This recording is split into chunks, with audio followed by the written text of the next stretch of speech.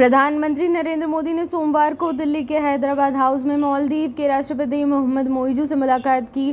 चीन के प्रति अपने झुकाव के लिए जाने जाने वाले मोइजू प्रधानमंत्री मोदी के खिलाफ अपने मंत्रियों की आपत्तिजनक टिप्पणियों के कारण राजनीतिक विवाद के महीनों बाद नई दिल्ली के साथ द्वीप राष्ट्र के संबंधों को सुधारने के लिए भारत की 5 दिवसीय यात्रा पर हैं। मोइजू की भारत यात्रा मालदीव के वित्तीय संकट के समय हुई है, जो देश के घटते विदेशी मुद्रा भंडार के कारण और भी बढ़ गया है।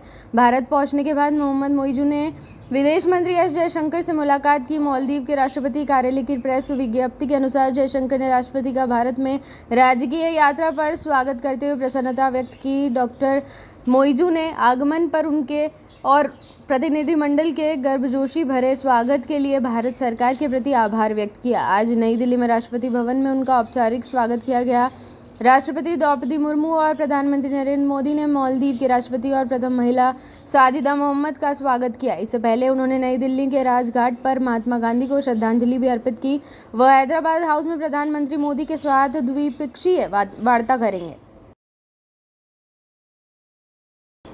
केंद्रीय जांच ब्यूरो ने कोलकाता पुलिस में संविदा कर्मचारी के रूप में काम करने वाले संजय रॉय पर आरजीकर मेडिकल कॉलेज एवं अस्पताल में ड्यूटी पर तैनात महिला डॉक्टर के साथ बलात्कार और हत्या का आरोप लगाया है। केंद्रीय एजेंसी आज दोपहर सियालदह की एक विशेष अदालत में आरोप पत्र दाखिल करेगी। अधिकारियों ने बताया कि आरोपी नागरिक स्वयं सेवक ने कथित तौर पर उस समय अपराध किया जब डॉक्टर छुट्टी के दौरान अस्पताल के सेमिनार कक्ष में आराम करने गई थी। सीबीआई सूत्रों के अनुसार रॉय को मुख्य आरोपी के रूप में नामित करने वाली चार्जशीट में लगभग 200 लोगों के बयान दर्ज किए गए। उन्होंने कहा कि अभी भी इस बात की जांच चल रही है कि क्या कई संदिग्ध थे और क्या यह सामूहिक बलात्कार का मामला था। डॉक्टर 9 अगस्त को अस्पताल में मृत पाई गई थी और बाद की जांच में पता चला कि उसके साथ क्या भयावह घटना घटी थी। अदालत ने देशव्यापी विरोध के बीच सीबीआई को जांच अपने हाथ में लेने को कहा था। रॉय, जो अक्सर अस्पताल जाता था, को एक दिन बाद कोलकाता पुलिस ने गिरफ्तार कर लिया। उन्होंने कार्यभार संभालते ही अन्य सबूतों के साथ उसे सीबीआई को सौंप दिया। कॉलेज के तत्कालीन प्रिंसिपल संदीप घोष को भी प्रवर्तन निदेशालय और सीबीआई ने वित्तीय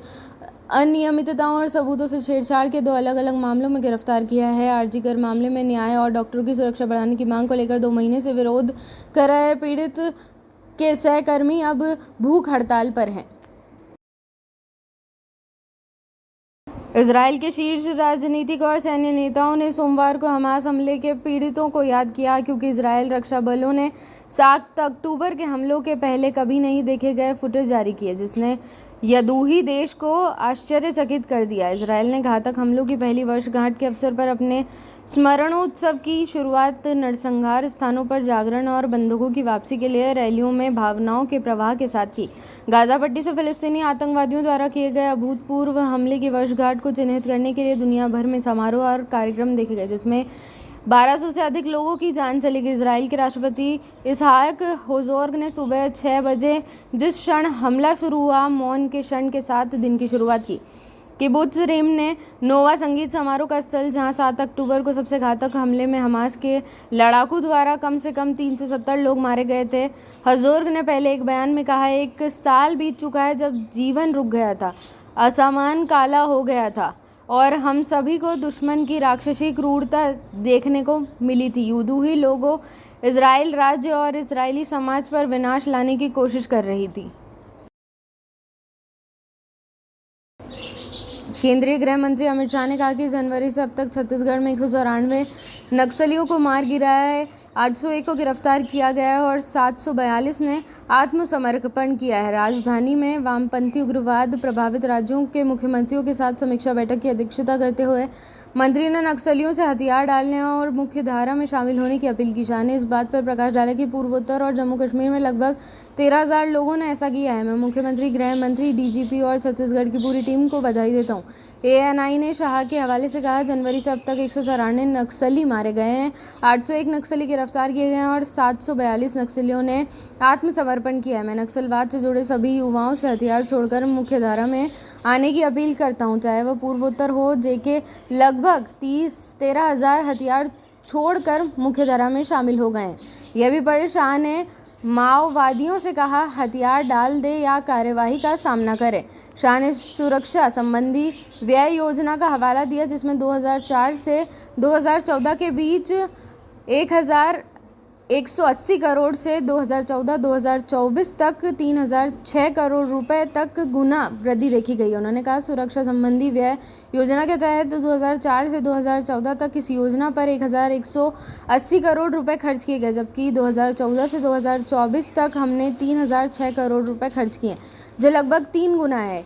SRE मुख्य योजना जो नक्सल प्रभावित क्षेत्रों में विकास कार्यों में योगदान देती है। विशेष केंद्रीय सहायता योजना के तहत हमने पिछले 10 वर्षों में 35,090 करोड़ रुपए खर्च किए हैं। 2019 से पहले सैनिकों के लिए 2 हेलीकॉप्टर तैनात किए गए थे, लेकिन आज संख्या बढ़कर 12 हो गई है, जिसमें सीमा सुरक्षा बल के 6 और वायुसेना के 6 हेलीकॉप्टर शामिल है, जो सैनिकों की मदद करते हैं। जब जनवरी में छत्तीसगढ़ गया था तो हमने विकास और नक्सलवाद के उन्मूलन के लिए एक योजनाबद्ध विवरण बनाया था, जिसे 10 सालों में 544 किलेबंद पुलिस स्टेशन बनाए गए।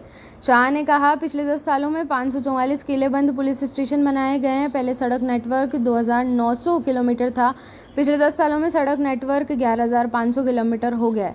पिछले 10 सालों में 15,300 मोबाइल टावर लगाए गए और उनमें से 51,039 टावरों की 4G कनेक्शन दिया गया। उन्होंने कहा 2014 से पहले 38 एकलव्य मॉडल स्कूल स्वीकृत किए गए थे, लेकिन अब उनमें एक भी नहीं बना। अब 216 स्कूल स्वीकृत किए गए हैं, जिनमें से 67 बन चुके हैं। शाह ने कहा पिछले हवाई हमलों पर कुछ भी खर्च नहीं होता था, लेकिन अब हवाई हमलों को खरीदने के लिए 1000 करोड़ रुपए खर्च किए जा रहे हैं। जगदलपुर में ट्रॉमा सेंटर बनाने के लिए 131 करोड़ रुपए खर्च किए गए, जिन्होंने कहा 2019 से पहले सैनिकों के लिए 2 हेलीकॉप्टर तैनात किए गए थे, लेकिन आज ये संख्या बढ़कर 12 हो गई, जिसमें सीमा सुरक्षा बल के 6 और वायुसेना के 6 हेलीकॉप्टर शामिल है। जब मैं जनवरी छत्तीसगढ़ गया था तो हमने विकास और नक्सलवाद के लिए उन्मूलन के लिए योजनाबद्ध विवरण बनाया था। विक्टर एम्ब्रोस और गैरी रुकविन के संयुक्त रूप से 2024 के फिजियोलॉजी के नए नोबेल पुरस्कार से सम्मानित किया गया। कैरोलाइन सिंगा इंस्टीट्यूट ने नोबेल अकादमी ने घोषणा की उन्हें माइक्रो आरएनए की खोज और पोस्ट ट्रांसक्रिप्शनल जीन विनिमय में इसकी भूमिका के लिए प्रतिष्ठित पुरस्कार से सम्मानित किया गया। नोबेल असेंबली ने एक प्रेस बयान में कहा विक्टर एम्ब्रोस और गैरी रुकविन इस बात में रुचि रखते थे कि विभिन्न प्रकार की कोशिकाएं कैसे विकसित होती हैं। उन्होंने माइक्रो आरएनए की खोज की, जो छोटे आरएनए अणुओं को एक नया वर्ग है जो जीन विनिमय में महत्वपूर्ण भूमिका निभाता है।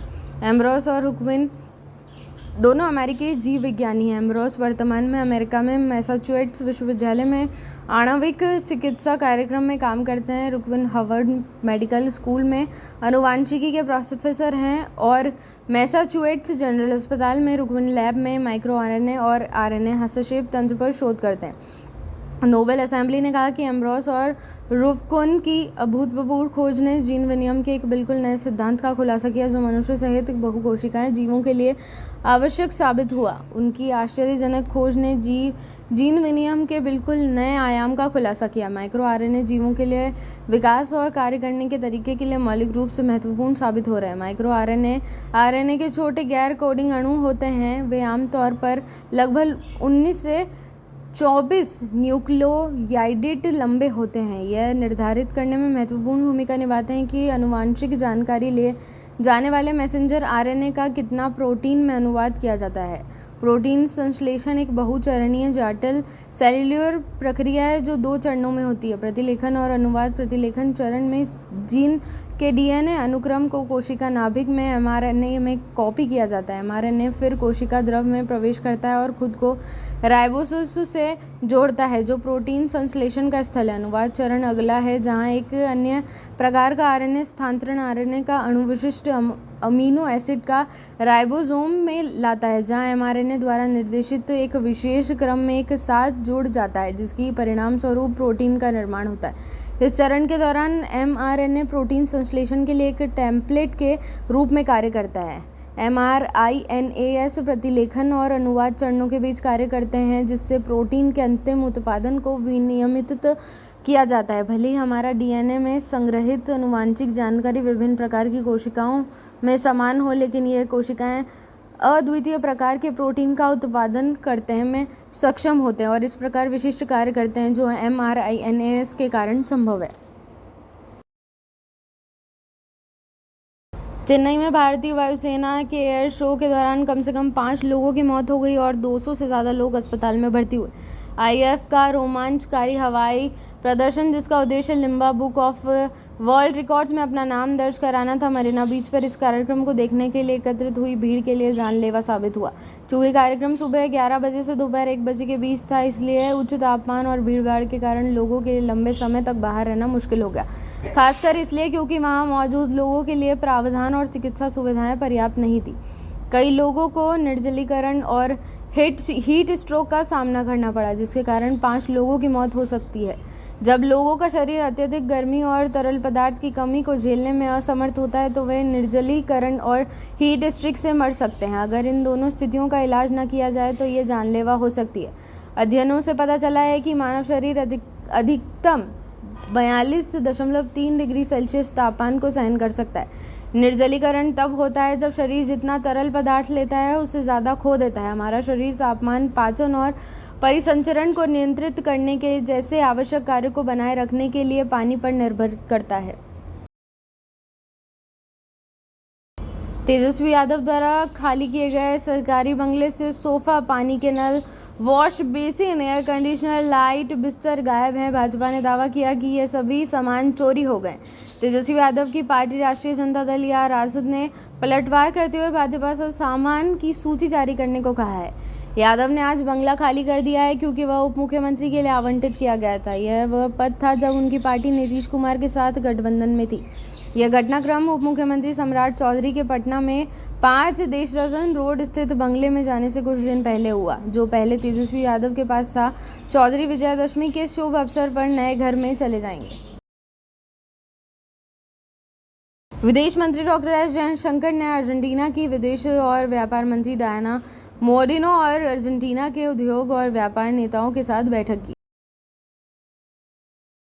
महाराष्ट्र कांग्रेस अध्यक्ष नाना पटोले कहते हैं, आज सीट बंटवारे को लेकर सकारात्मक चर्चा हुई और हम दशहरा के बाद इसकी घोषणा करने की दिशा में काम कर रहे हैं। NRC लागू करने पर वे कहते हैं, केंद्र और राज्य में उनकी सरकार है। मुझे लगता है कि यह केंद्र सरकार की विफलता है कि घुसपैठियों कहाँ घुस आए और इतने लोग महाराष्ट्र में आ गए।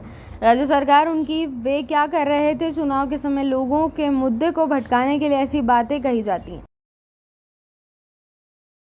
मध्य प्रदेश के सीएम मोहन यादव ने कहा, पीएम मोदी ने जिस तरह से तीसरी बार सरकार बनाई है उससे मैं खुश हूं। मैंने उन्हें उनके प्रशासनिक जीवन से पहले भी देखा है। करीब 50 साल तक प्रचारक के तौर पर उन्होंने जो जीवन जिया वह आदर्श था। गुजरात में सुशासन का जो रिकॉर्ड उन्होंने बनाया वह अद्भुत है। मैं गुजरात गया हूँ और दोबारा भी जाऊँगा। जिस तरह से उन्होंने मुख्यमंत्री के तौर पर 3 बार गुजरात में सरकार बनाई, उसने गुजरात को बदल दिया। जिस तरह से पीएम मोदी का प्रशासन 23 साल से काम कर रहा है, भगवान उन्हें आशीर्वाद दे कि वे अगले 100 साल तक इसी तरह काम करते रहें।